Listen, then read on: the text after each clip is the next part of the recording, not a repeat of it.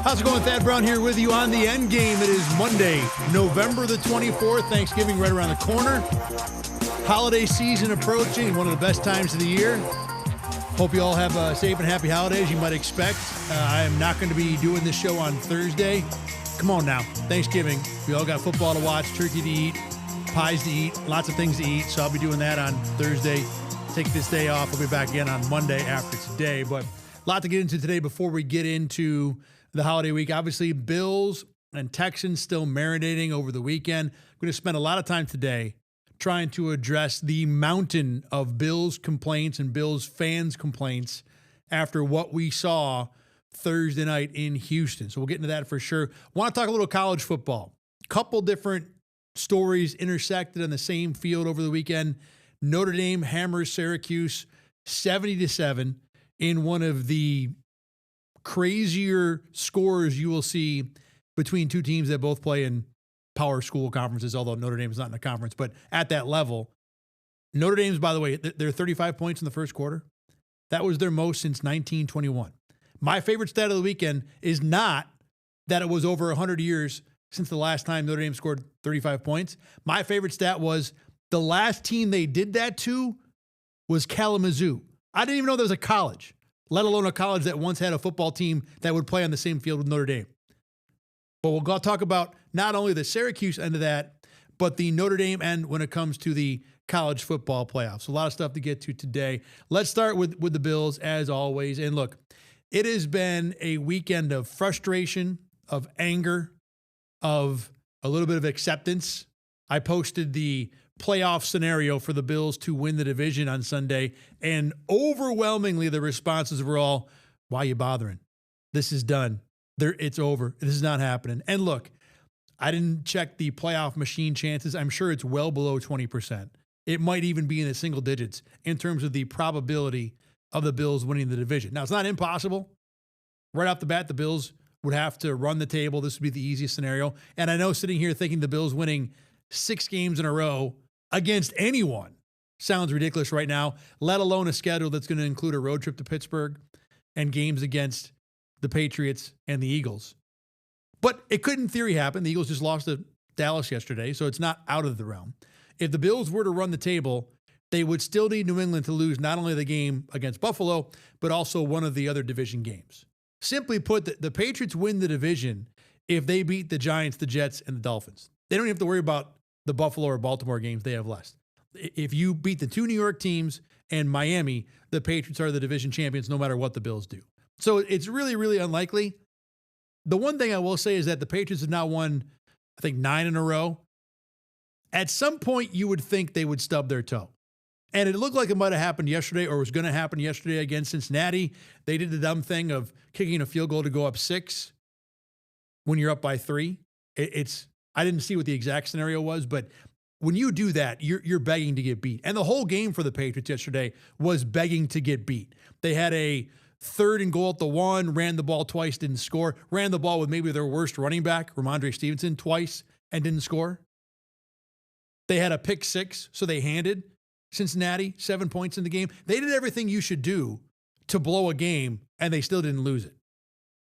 You still would think, though, at some point, with a quarterback only in year 2, with a team that, although the head coach certainly has a nice resume of success, the team as a whole, you would think doesn't know how to win as much as the Patriots are winning this year. So you would think somewhere in there would be a stupid loss. But we're running out of opportunities for the Patriots to have that kind of dumb loss, even though their whole season has pretty much been filled with teams that you would think would be a dumb loss for New England. Regardless, I'm not going to say it's impossible the Patriots don't drop a game to the Giants, probably not the Jets.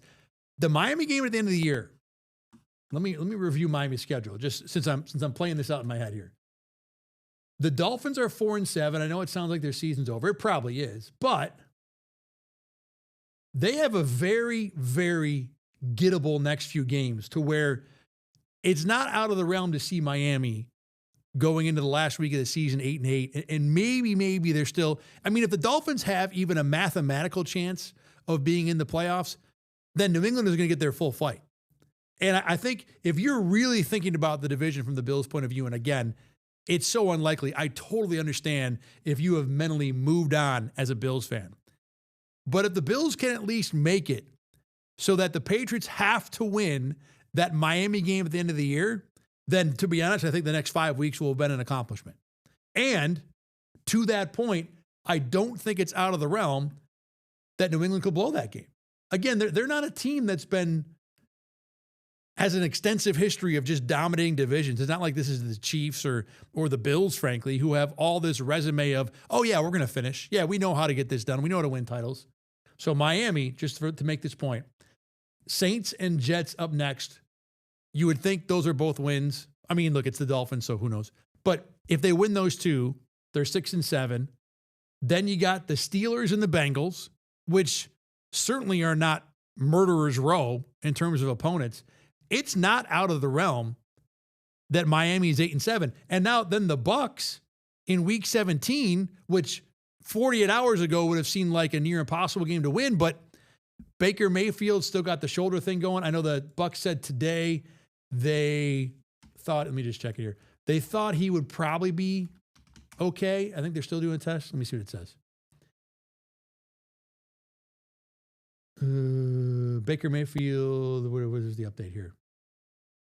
I think X should update its algorithm so that when I search for the news I want, I get it immediately. I don't have to further search once I get there. Sprained AC joint. All right, not getting the great easy update I wanted, but I did check earlier. I have Baker Mayfield on a fantasy team that I have much interest in, and it seemed like the prognosis for him was going to be probably okay. I think actually the thing I saw today was they didn't even rule him out already for the game coming up this weekend. They play the Cardinals. But if Baker Mayfield for some reason doesn't answer the bell against the Dolphins week 17, it is not out of the realm that Miami runs off the next, what would be 5 games. It sounds impossible. They're 4-7. But it's not exactly the Dolphins have these impossible wins coming up. It's not like it's Philly and the Rams in Seattle. So, again, if the Bills can get it to the point where the Patriots have to win that last game of the year at home against Miami, I would not totally dismiss the division. The question is, can the Bills play well enough in the next 5 weeks to even get there? And, of course, this whole scenario, this whole cockamamie scenario, to quote Independence Day, is based on Buffalo going up to Foxborough and beating a Patriots team that they don't look like they're in the same class with right now. Now, one other thing about the Patriots before I move on to some more Bills stuff. Left tackle Will Campbell might be going on injured reserve, sprained knee ligament. And then the left guard, whose name escapes me, is got a high ankle sprain. He'll probably miss the next few weeks too. So the the Bills might catch New England without 2/5, 40% of their offensive line. That game in Foxborough is week after next. No, 2 weeks after next. The Patriots have a bye coming up. So New England, and I think part of what their success has been this year has been being healthy. That's how it usually goes. They've got Milton Williams, who's going to miss that Bills game as well. So this is a Patriots team that largely won a game in Buffalo by 3 points. Didn't blow the Bills out, won by 3 points because they were better up front. Well, you've just taken 3 of their 9 upfront starters, and they will probably not be available for that Bills game. So that will change what the Patriots look like a lot. And forget about the Bills game. They got to play a Giants front 4 that is still ridiculous with Abdul Carter and Brian Burns and all those guys. So the Patriots losing to the Giants, not likely. It's a home game.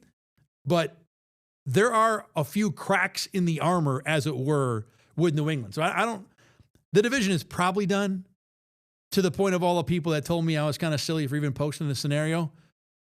But I think New England's got to at least finish off one more game. They hit their bye next week. And then if they beat the Giants, then I will feel further in the camp of it's probably done, but it's probably done. Anyway, with the Bills, what I wanted to address here is the different theories, ideas, opinions that I got from fans over the weekend on various social media, mostly X, of course. After that loss to Houston, the panic buttons were pushed over and over and over. They were slammed. It was like the old pop-up squirrel thing at Chuck E. Cheese, where just over and over, just trying to hit them all. That's what it felt like over the weekend with Bills fans. I don't want this. I don't want this. I don't want this. Fire everybody. Let me start with Joe Brady, okay? Because certainly the brunt of the issue against Houston was the offense. And as always happens from a fan point of view, the offensive coach is the one who's going to take the criticism. Fans will never blame the players. Shouldn't say never. Fans will always lean towards blaming the coaches. That's just how fans are wired. In part because they feel like coaches are easier to change out. And I think to some degree they develop allegiances to certain players, perhaps one named Josh Allen, that are harder to separate or lay the blame for than it is for the coaches. Here's the thing about Joe Brady. I thought he actually had a pretty good game in Houston, like overall. It wasn't even below average. You think about what happened at the start of that game. The Bills scored on 2 of their first 3 drives. They opened the game with a first possession touchdown. They had 158 yards of offense in the first 3 drives against a defense that allows on average only a little more than 250 per game. So the Bills had like 60% of what the Texans do for a game on the first 3 drives. What that tells me is that what Joe Brady did during the week, getting ready, film study, scripting, deciding what he thought would work against this defense based on what they had shown the last few games, worked great. He had a $158 in yardage and 9 points, should have been 10, in 3 drives. So I don't care what you think about Joe Brady's overall ability, how he did in that game, whether he should be fired. He was cooking in the scripted stuff. And he didn't even have a full week to work on that either. That was in 3 days of prep. He came up with all that and nailed it over the first 3 drives. And then later on in the game, the hook and lateral call was brilliant. Not only was it the right call for the right time, but it was executed flawlessly. I was watching it on film this morning. Just back and forth. Everything is perfect. The spacing, where the clear out receivers are, the timing of Shakir getting to Josh Palmer to take the pitch. You don't draw up a trick play like that in a spot like that better. If the Bills had won the game, that would have gone down on like the Mount Rushmore of greatest Bills play calls in the history of the franchise.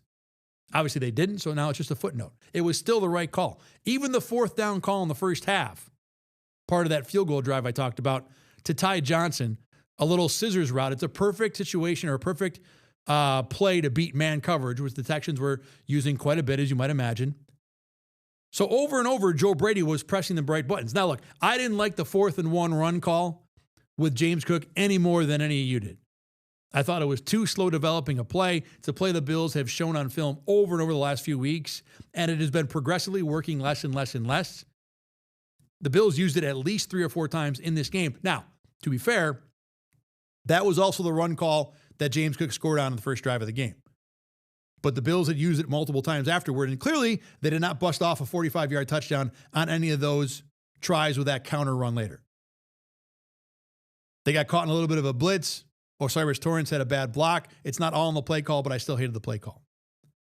So Joe Brady, though, in this game, if you make a list of checks and pluses and minuses, cons and pros, he was more in the pro column against Houston. And the only evidence I really need to prove that is after the Bills got done with the scripted stuff and they had to just go player versus player, you saw, at least on that night, how much of a deficiency Joe Brady was working with. I mean, that guy was swimming uphill with this roster against that defense for the duration of the remaining 45, 40 minutes, whatever it was. So when you look at what he did at the start of the game, where he had 158 yards of total offense and 2 scoring drives out of 3, compared to how outmatched the Bills were on every level of that game. Down the field, receivers, tight ends, offensive line. Joe Brady did not have a winning piece anywhere. Even the quarterback wasn't great. For him to be able to script 3 drives that got the Bills 10 points based on what they did the rest of the game, that guy's a miracle worker. Relatively. So if you want to come out of this game and say Joe Brady's the problem because of this game, I might quibble with you. Now, obviously, the overall for the season probably isn't good enough. But look, to be fair, I have always thought that offensive coordinators and defensive coordinators are in large part hamstrung by who the players are. Head coaches are different. Head coaches can have an overall direction. They can be a motivating factor. There's a lot more ways a head coach can impact the game beyond X's and O's on a whiteboard. Obviously, 4th down decisions, the general personality and philosophy of those decisions. There are lots of different ways that head coaches can positively and negatively impact a team. When it comes to being a coordinator, yeah, you can dial up all the X's and O's and go beautiful mind on a chalkboard and come up with all these wild things. But if the guys you are using just can't win on their own, then you're going to be limited. There's going to be a very low ceiling on what you can do.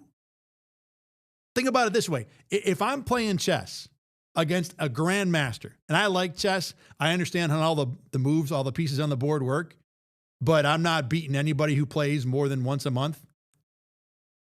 But if I went up against a grandmaster and that grandmaster can all his pieces only move like a pawn, I'm still going to win.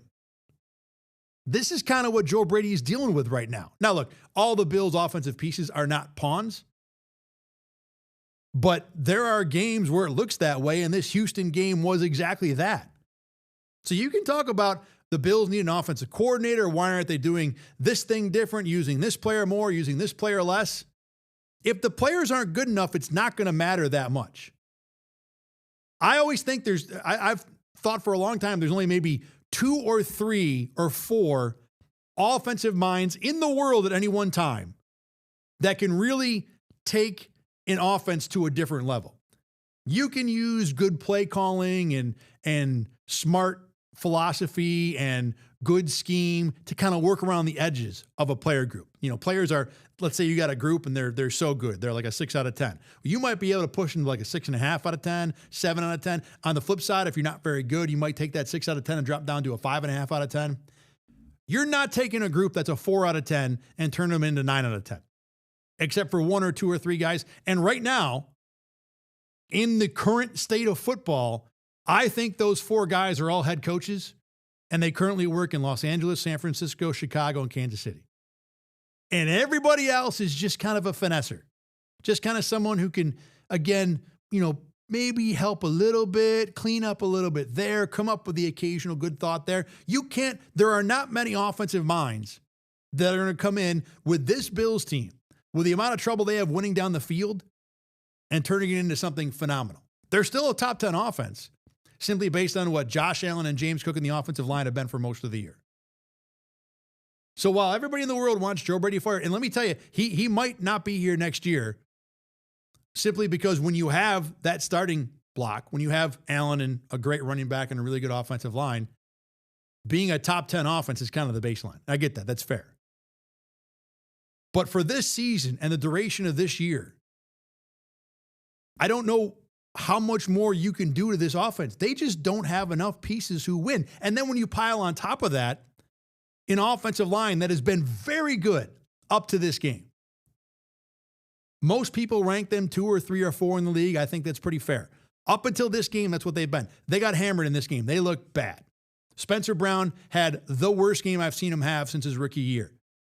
Deion Dawkins has been having kind of a down year for him all year, and this was an even further down game. So when you got these two pieces that are supposed to be, if you wanted to rank the best players in the Bills offense, Spencer Brown and Deion Dawkins both make the top 4. I mean, it's Josh and Cook and Brown and Deion in some order, Josh at the top, obviously, without question. Then you can move on to the Shakirs and Kincaids and the rest of the offensive line probably. Those 2 guys played so poorly that whatever Joe Brady wanted to do or attempted to do, there was no chance to make it happen because Josh Allen didn't have enough time. Now, that's just one of the reasons why the Houston game went how it went. Josh Allen wasn't good. There is a Joe Brady factor to it. I'm going to talk about that in a little bit here. But you cannot take a team full of guys that just don't provide many advantages and shuffle the pieces up so that they suddenly become a great offense or a better offense. This offense is what it is. Again, I think that there are ways to maybe finesse around the edges. I'm going to talk about where I think the Bills can do that in a little bit. But expecting what people are expecting out of Joe Brady, I think is not impossible, but very unlikely. And I think that the number of people that could do it better or can really make an impact is very, very small. Now, the other targets of the ire of Bills fans over the weekend, of course, Sean McDermott and Brandon Beane. And lately about this time, the last few midseasons, whenever the Bills start to struggle, we hear about how a new head coach, new GM, mostly it's been Sean McDermott. Sean McDermott is constantly part of the dartboard for Bills fans, it seems like. I just don't still think that there really is much of a chance that either of these guys are somewhere else next year. Now, look, keep in mind, the Bills are coming off a season where they over-delivered. Remember last year, no one thought the Bills would be much of a contender. Certainly, I was one of those people. It was supposed to be a rebuilding year, reloading year, reset year, whatever you want to call it. And yeah, there the Bills were 3 points away from going to a Super Bowl. So no matter what you think of what they've done the last 5 years, this year, whatever, last year was 100% better than expected. It was a good job by both. Brandon Beane felt like the Bills could get away without having to put too many resources at receiver. They could trade away Stephon Diggs and still be fine. And he was right. And Sean McDermott found a way to make it right. Found a way to make sure the defense was good enough to protect the offense before it got going. And then once the Bills started scoring points, they rolled to a division title and darn near went to the Super Bowl. So last year, these two guys had a good year, did a good job. Now, look, did it burn them this year potentially? Yeah. I think we've talked a few times, and I will state it again, that Brandon Beane probably was a little too arrogant when it came to believing that the everybody eats philosophy, the lack of a need to put resources into the receiver position, was an incorrect play. That there was too much of a confidence in what happened last year. And every football team either gets better or gets worse. They don't stay the same. And I think there was a belief that, and now Brandon Beane never said we're just going to be the same, but there was a belief that what they did last year was going to be good enough this year. And it's burned them because it hasn't been good enough. This receiving core is not good enough. They don't win enough down the field. So yeah, Brandon Beane, I don't think has had a good year. And then I don't know if Sean McDermott's had a bad year. He certainly hasn't fixed what these the problems the roster's created. So I totally get the idea that these are not two parts of the Bills team that are overperforming this year like they did last year. I think there's a belief that fans have that just because the Bills have Josh Allen, that every year is a Super Bowl year. And it's really hard to live in a world where it's Super Bowl or bust. If that's what your game is going to be, well, then you're way more likely to be disappointed than not. You look around the league, Justin Herbert is not Josh Allen, but he's darn near 90% of Josh Allen, and that guy can't even find his way to the playoffs most years. And they've had pieces around them, too. They've had the star pass rusher for the Bills, Joey Bosa, was a Charger the last few years. They've had Keenan Allen for years. It's a better receiver than the Bills have had in the duration of Josh Allen's tenure, except for Stephon Diggs. And he's been in Los Angeles with the Chargers every year but one with Herbert. Now, the Chargers might be figuring it out, but even this year, with Jim Harbaugh, a guy who's been to the Super Bowl, it doesn't look like they're going to be able to be much of a danger in the playoffs. I know injuries are a factor, but still, that is the fact.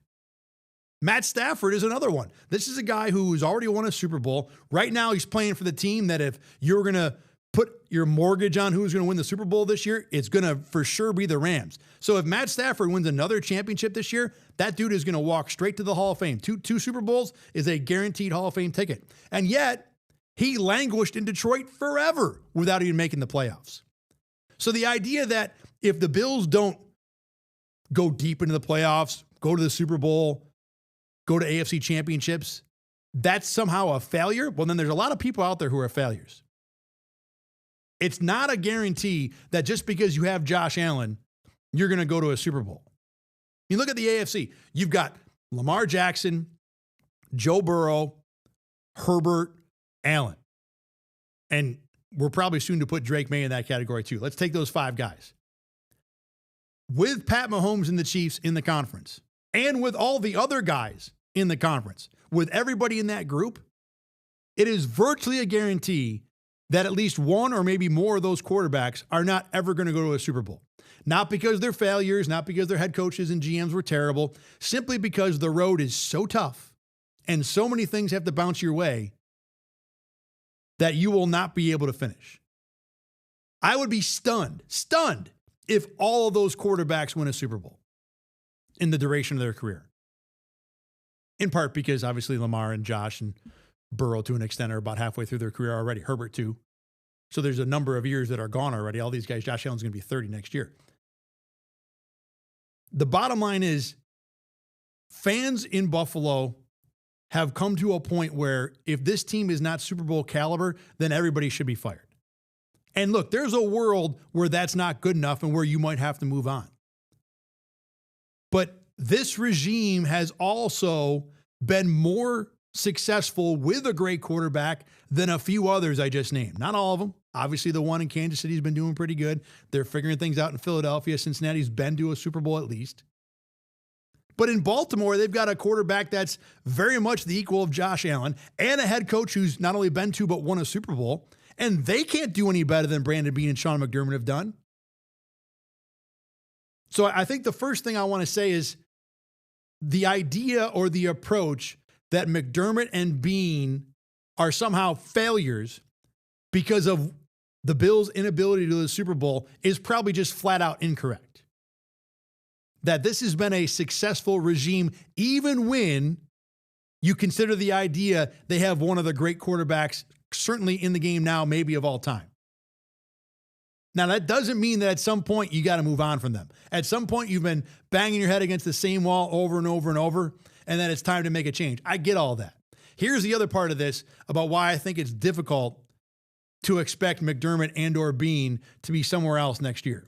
If you're Terry Pegula and you are in charge of not only the Bills, but the Sabres, and you are about to go into the most important 6 to 10 months of your multi-billion-dollar stadium build.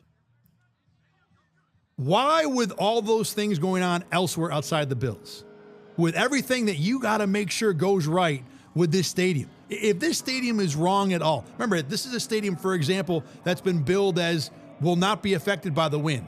If you walk into that place sometime in April and there's a stiff breeze in there, there is all kinds of garbage the Bills and Terry Pegula in particular are going to have to deal with.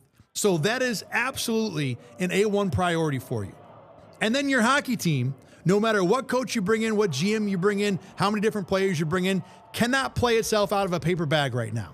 Maybe that'll change in the next 2 months, who knows? But right this second, you have a mountain of work to do over on the hockey side. Why, if you are Terry Pegula, remember, don't think about this as a fan, as the only thing that matters to me is winning a championship. If you are the person who actually has to operate these teams and you have a to-do list, your to-do list is fix the hockey team, get the stadium right, and all the thousands of things that go with those two projects, why are you also going to this year upend what you're doing, what the football team is doing right? The football team that has won 5 division titles in a row, that's probably going back to the playoffs for a 7th straight year, that has won a playoff game in each of the last 5 years, that was in the AFC Championship game last year, that, as I said, overperformed by any measure last year. Why are you firing those guys now? Why are you creating, how much do you have to feel like those guys are a problem to want to open up this extra level of rebuilding an organization? Because if you move on from both Sean McDermott and Brandon Beane right now, and you're Terry Pegula, all that work falls on you. All that responsibility falls on you. Not all the work. Obviously, he's going to find people out there to go do the interviews, blah, blah, blah, blah, blah. Why does that make sense? I know there are a lot of fans who are frustrated that the Bills haven't been to the Super Bowl. I get that. And maybe it will require a change at these two positions to get there. But coming off a year where the Bills, again, were better than expected, why are you going to expect anybody to move on this year? Now, look, if the Bills, let's say they make the wild card, get pounded by, say, Denver round 1 and are out, and then repeat that next year, I think it's a whole different conversation. Then I think we're talking about clearly there has been an apex reached with this organization, and now we're on the back end and it's time to move on. I could see that scenario being in play. But this year, off of what the Bills have done, not only in the last 5 years, but last year, I think the idea of Sean McDermott or Brandon Beane being elsewhere is absolutely imaginary. It is a pipe dream for the fans who want it to happen. Because of what they've done on the field as a football regime lately, and because of the practical issues that ownership and management from this organization, not just the Bills, but the Sabres together, would have to face in addition to what they're already doing. It's not worth it. I don't think it's worth it to Terry Pegula to fire the football management staff this particular year. And you have enough cover, for lack of a better term, for what the team has done on the field to justify keeping those guys. So don't, if you're a Bills fan, like it says, I would not hold your breath for anything largely different to happen with this organization this year. Again, with the stadium project, that is another thing complicating all the work that needs to be done at One Bills Drive and in Pegula headquarters. And that does make a difference. Fans just look at it as, I want my team to win, fire everybody. When you work in the organization, there's a practical application to it. I didn't even get into the part about you got to tell all these people that you like and trust to move on. That's not easy to do. Not that these guys are afraid to do it, but they don't prefer it. So if you're gonna fire guys who have won way more than they've lost, who have won a handful of division titles, who have won a handful of playoff games, who again just exceeded expectations last season, you better have a really good justification for it. And 11-6 and a wild card loss is not even close to that. Not even close.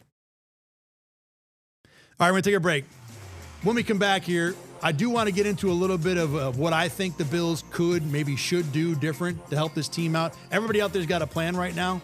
I think in part because the current plan is working so poorly that you could really throw anything on the wall and people would, buy into it at least for a little while. So I've got some thoughts on that, what the Bills can do different. Plus, we'll talk about Notre Dame Syracuse and our weekly Monday edition. You see this?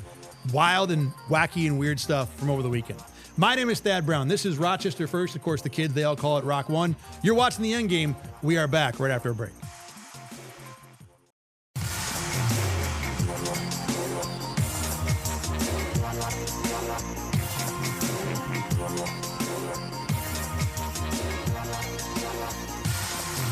Thad Brown back with you on the Endgame here on a Monday before Thanksgiving.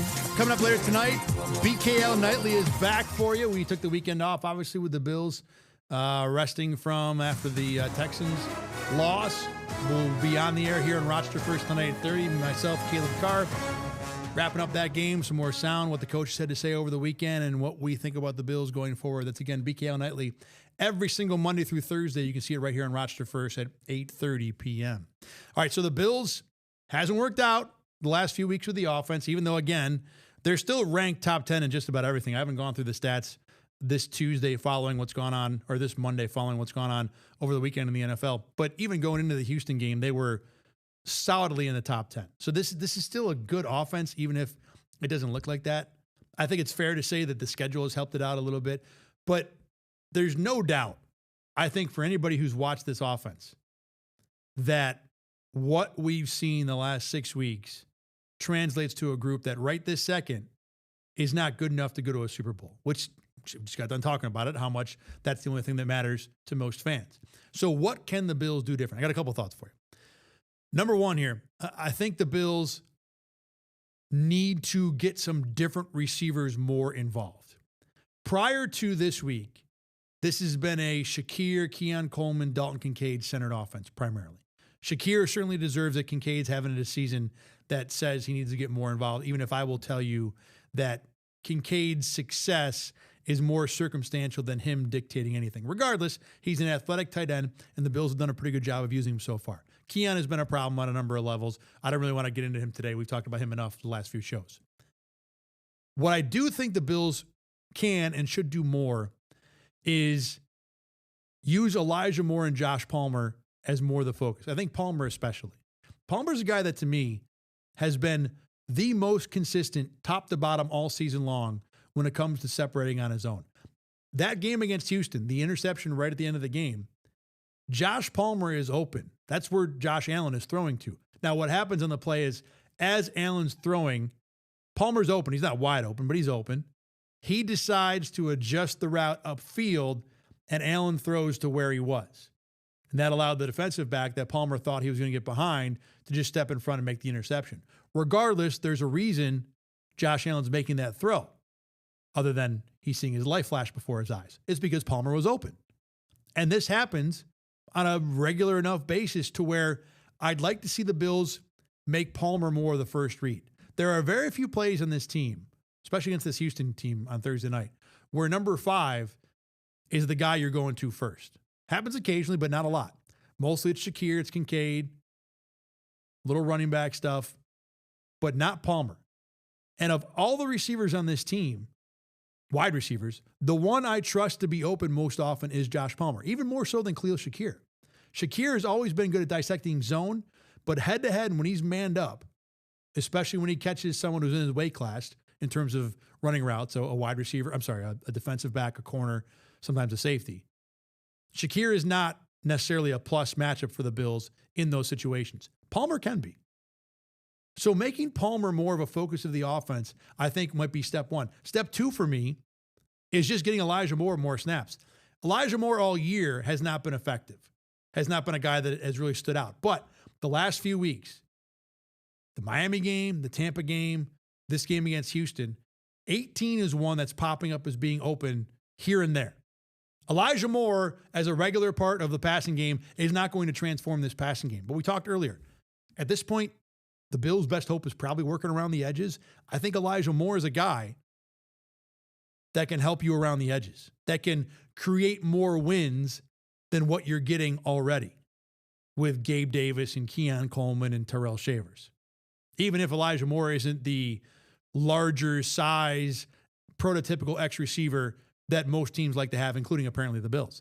The drawback here is that the more you play Palmer and Moore, the worse your run game is going to get, because they are probably the 2 worst run blockers on the team. The best run blockers are Gabe and Shavers. Keon Coleman has the body when he tries to do it and has been effective. And Shakir, I think, has worked himself into almost a plus role when it comes to being a blocker. So if you're going to play Samuel and Moore more often, you're going to lose a little bit in terms of blocking on the perimeter. But regardless, the problem is the pass game. And I think those 2 guys are separating more than the larger, slower, bigger-bodied receivers and can provide Josh Allen some more opportunities. Specifically, again, Palmer is a guy that I would want to try and rely on in the intermediate. And the other part of this, too, and Palmer can open up here, I'd like to see the Bills run quicker routes. One of the problems they had against Houston is that there were a number of times where they had something set up to beat man coverage. They had a play, they ran it early in the game and tried to go back to it a couple times. It didn't work later on, where Khalil Shakir and a tight end, usually Dawson Knox, would line up next to each other one side of the field with 2 defenders in front of them. Knox would basically take his defender and run into Shakir's defender, almost essentially a pick play, and Shakir would run a slant pattern behind it. And it worked early for like a 5-6 yard gain, and later on in the game, it didn't work much at all, because when Shakir would run the route, he'd take a couple steps, hesitate for a minute, and then juke. He would get open. But the problem was, all the time it took Shakir to get to that route, by that time, Josh Allen's got 5 red jerseys in his face. And this has been somewhat of a problem. Not necessarily that Josh is under pressure all the time, but because Josh Allen doesn't believe in what's happening down the field, the longer he has to wait for it to happen, the more likely he is to just bail out and leave the pocket. So I want to see the Bills run more quick slants, more flat routes, things that are either available or not available quickly. Look, Bills receivers, I've been telling you all day, are not winning a lot. I think it would help the Bills offense if at least Josh Allen knew what was going on faster. If the Bills receivers are going to lose, let them lose right away, so that Josh Allen drops back, slant covered, let me move on to the next thing. One of the things that hurt the Bills against Houston is that Josh Allen had to wait 3/4 of a second, a full second, to wait for that first progression to happen before he knew if it was there or not. And then by the time he realizes, well, this is not what I'm going to do, he's dead. So for the rest of the year, I think the Bills need to dial back any route that takes a long time to run. I'm sure you've heard over the weekend, or a lot of Bills fans probably have, about how many times Joe Brady likes to run what's called mesh. And that's where you take receivers on opposite sides of the formation and you cross them across the middle of the field, usually 5 or 6 yards off the line of scrimmage. The idea being that if you're trying to beat man coverage, which the Bills receivers don't do because they're just not separating enough. If you run everybody across each other, defenders will get knocked off the receiver just in the traffic, and then someone's open. And it's great in theory, and it certainly works for the Bills a number of times. That's why Joe Brady calls it all the time. But it takes forever to figure out because you got to wait for both receivers to run the route across the middle and then see who comes over. By the time you get to the end of that, we're a second and a half, 2 seconds into the play. So if you don't get an easy read, if Josh Allen doesn't get the first guy he's looking for, by this time he's either running for his life or he's moved on to whatever the check down is. The Bills don't have the receiving group to wait for this to happen. We thought they had the offensive line for it. The Texans have now proven otherwise. So, again, if the Bills are going to have trouble finding an open receiver, at least let Josh Allen have the answer to that question faster so you can move around. If you want to do everybody eats, you got to give your quarterback a chance to check everybody out. And right now the Bills aren't doing that because things just take too dang long to develop. So, my solution, as someone who, of course, has run a million offenses in the NFL in my career, is more Josh Palmer, more Elijah Moore, and quicker, faster routes that allow Josh Allen to at least have the answers. The other thing I would say, too, more deep shots. I know the Bills really don't have a receiver that lends himself to being a deep receiver. Maybe Gabe Davis, Keon Coleman in theory. I don't care. Force teams to defend 2 or 3 a game, just to force them to.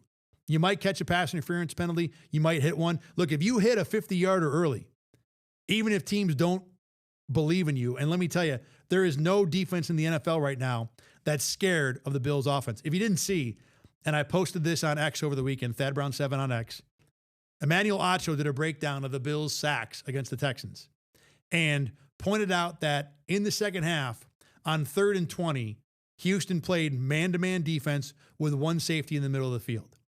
It is, in theory, or in a vacuum, a ridiculous defense to play because, as Acho pointed out, your man-to-man defense can be from the best defenders in the world, but if somebody trips, if someone happens to have one bad rep, 3rd and 20 becomes a touchdown.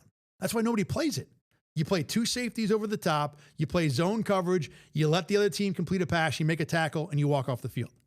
Texans didn't care. They're playing man on 3rd and 20. They did it in the first half, too, on the Bills' field goal drive. 3rd and 22, man-to-man coverage, 1 safety over the top.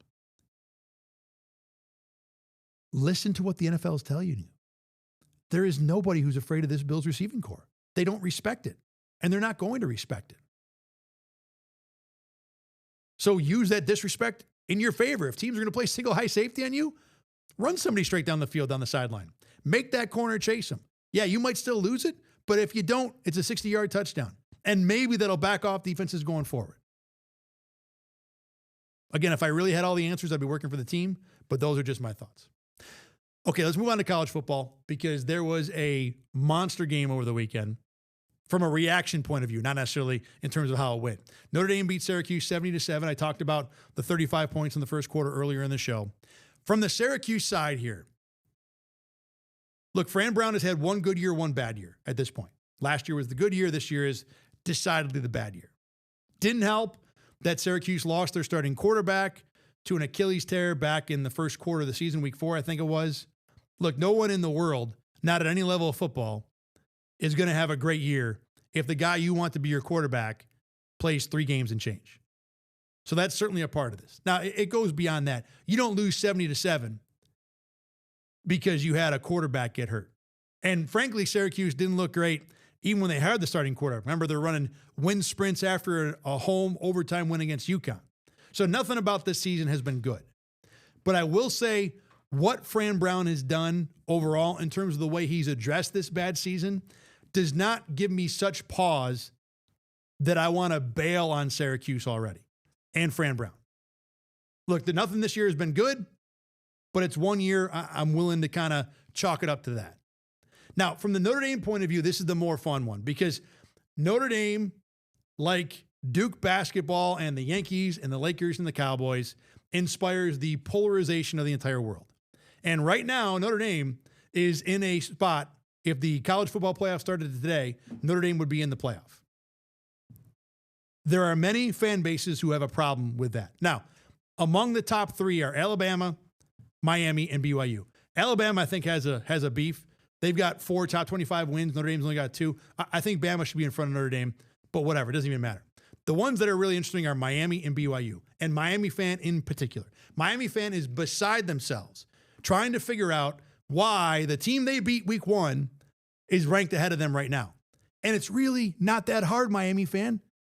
Look, just because somebody lost one game head-to-head doesn't mean that for the rest of the year, the team that lost is therefore worse than the team that won. There are other pieces of information we will gain after that week 1 loss. And if what Notre Dame had done, or what the team who loses does, is so much better than the team that won, then yeah, the team that loses can be in front. If Notre Dame had lost to Miami week 1 and Miami was 1-9 right now and Notre Dame was 9-1, would we still think Miami was the better team? No. So clearly there's a spot in the world where the losing team can have a better resume going forward and therefore be ahead. So let's look at the resumes. Notre Dame has 2 losses this year. The first 2 weeks of the year, they've won 9 in a row since. Their closest win has been 10 points. They've had 1 win this year, less than 14. So they have been a machine dominating teams over and over and over. Miami, on the other hand, has 2 losses. Now, they're good teams, not great teams. Louisville and SMU. SMU is ranked in the bottom of the top 25 right now. Louisville's like 7-4. I lost a bet on them already this year in terms of wins over under. I'm frustrated, but regardless, it's a better than average team. That said, those are 2 worse losses than what Notre Dame has. Notre Dame's 2 losses are Miami and undefeated Texas A&M, currently ranked number 3 in the country. Both those losses were basically coin flips. They lost by 3 to Miami. They lost by 1 to Texas A&M. So when you look at the duration of what Notre Dame has done since that Miami game, the team that is currently playing now certainly looks better than the team that played week 1. And that's a thing. You don't judge a team in terms of how good they are at the end of the season based on what they looked like only in the first week of the season. And Miami fan is trying so hard to pigeonhole that 1 win and say, that's it. No other information can be considered about Notre Dame and Miami. It's just sticking your head in the sand and hoping that things come out the way you want it to be. Since that game, Notre Dame has, I don't want to say clearly because I think there's an argument here, but Notre Dame has outplayed Miami enough that it is reasonable to put Notre Dame ahead of Miami in the rankings in the playoff standings.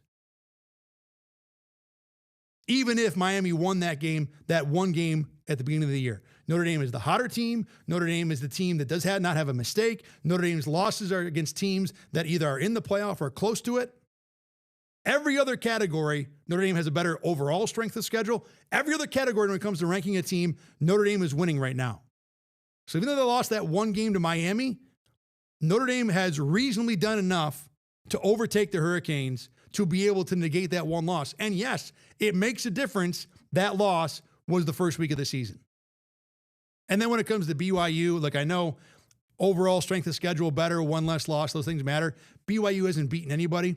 And the one team they played that was even remotely in the playoff consideration, they got hammered 29-7 against Texas Tech. So when you get one chance against a legit team and look bad, then yeah, you're going to be behind a team like Notre Dame who may not have beaten anybody who's great, but looked very, very good against teams that either have a chance or will be in the playoff. I believe that won't be the last time that I talk about Notre Dame so far this year. All right, time to do our weekly segment. You see this? Let me bring Caleb, and you got to fix your camera there, buddy. Try that over there. Every single week, we talk about something wild and crazy that happened in the world of sports that we thought was cool. Caleb Carr is in today. And while you're setting your camera, I'll go first. This is not I wouldn't say wild and crazy, but it is interesting. Shedeur Sanders, not bad in his debut. Caleb, not look. He looked all right. I will say that I did have a wager on both Myles Garrett and Max Crosby having 2 sacks in that game. I thought it was a lock. The Garrett part came true because as we even do this, as you see this, Cleveland had 10 sacks of Geno Smith in that game. Jeez. It wasn't like if you had thought one quarterback was going to take 10 sacks, I would have bet on Shedeur Sanders, even as good as the Browns defense is. Yeah, but Geno Smith. Yeah, I'm with you. I know. He can't move. There's a good argument there. Dude can't move. Regardless, Shedeur Sanders was not the guy who had the 8 sacks in this game. He was the guy who won. Now, he had one touchdown pass that was basically a dump that went to the house. So whatever. I mean, look, there's caveats everywhere. He's a rookie quarterback. But for all the garbage that this guy has been in the middle of, for him to be a winner week 1, for him, even against, now look, the Raiders defense is a train wreck. There really could not have been a better training wheels opportunity for Shedeur Sanders to get his first start. He was fine.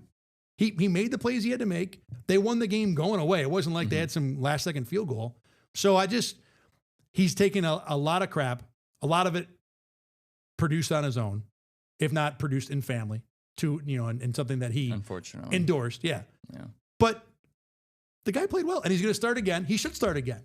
Separate of whatever you think of Sanders, the Browns need to see what they got in this kid, because they're probably a team that's going to be interested in drafting a quarterback again next year. So I like the performance. It wasn't great, but he won the game. He earned another start. Considering all he's been through, I was impressed. Yeah, I mean, I kind of agree with you that they just have to see what they have in him. I mean, they threw him out there a little bit in the preseason, but I don't think that's enough to really know what you have. For sure. You threw Dylan Gabriel out there for a little bit. You know what you have in him. He's not a bad quarterback. I think he could develop into like a average kind of QB that can help you win games. Or Gabriel. Okay. Gabriel. You know what you have with him. He can be that average guy. He's not going to be bottom of the league, but he's not going to be a superstar either. A manageable backup. Yeah, a manageable backup, or even just like a starter that can go out there and win you. He's not going to win you games, but he's also not going to lose you games, if that makes sense. But I think Shedeur, as much, I don't really love him that much, but I think he does have a much higher ceiling, at least in theory, than Gabriel does. So you got to throw him out there, and you got to see what the possibilities of him reaching that ceiling soon are, and see what the Cleveland Browns think that ceiling is. I think they probably believe that it's a lot higher than Dylan Gabriel.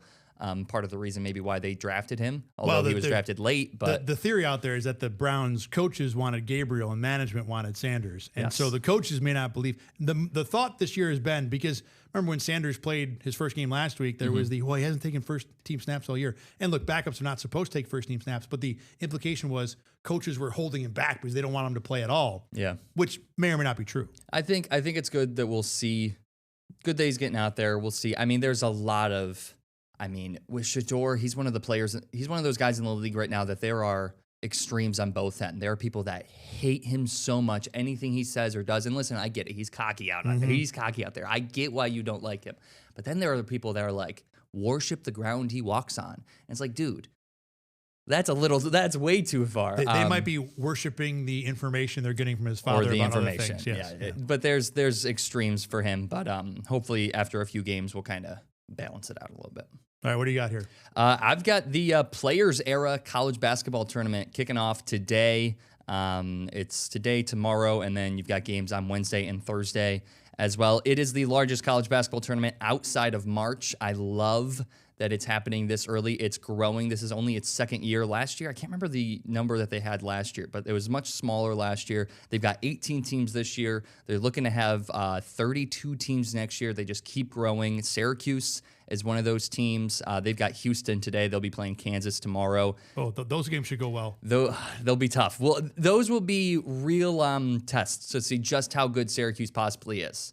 They've kind of walked through the 4 teams that they've played so far of mid-major competition, but we'll see how they do against high-ranked teams.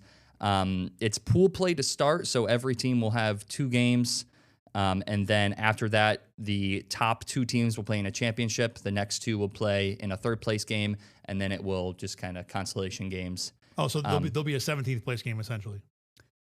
I don't know what they do for the consolation games. I don't know if they're just like, if it's 5 and 6, 7, 8. I haven't been able to find anything that specifically says that. I would assume that's what they would do, but I haven't been able to find anything. Yeah. You would think, but I'm not quite sure how they plan on doing that. But obviously win-loss, and then it'll go, the tiebreakers will be, so if only 4 teams get 2-0, if only 4 teams win both of them, then all 4 of those will be in, and then the rankings will be based off point differential, first tiebreaker, and then it's points scored, and then points allowed.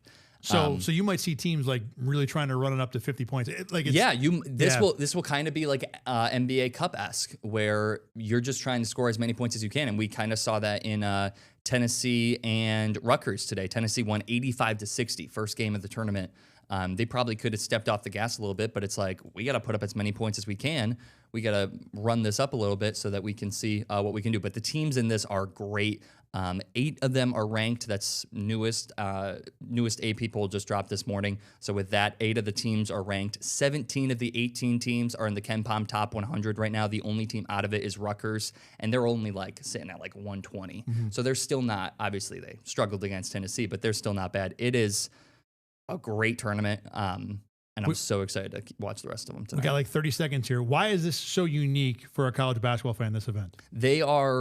The focus of this is NIL. So with NIL money becoming so big, teams that play in this get a ton of NIL money for just participating. You're getting NIL money for your players. And then if you win, there's $1 million playout that gets split among the winner. For those teams. The players? I believe. Wow, the players. I believe the winner gets $1 million, but even just playing in the games, playing in the championship game, you're getting a ton of money for your kids, and then you're also, on a national stage. All these games are being played on True TV and TNT, so you're just on a national stage just early in the year, too. Just gives you a chance to say, this is where we are early in the year before, conference play. I love the fact that this is like a championship cup for players. That's pretty cool. All right, Caleb Carr, thanks for being in. Everybody have a great Thanksgiving. I will see you again in a week. Thad Brown for Caleb Carr. Thanks for watching the Endgame here on Rochester First. Get the Rochester First streaming app today for everything you love from News 8 on demand, plus exclusive shows you won't see anywhere else. Search ROC and download for free on Roku, Amazon Fire, and Apple TV.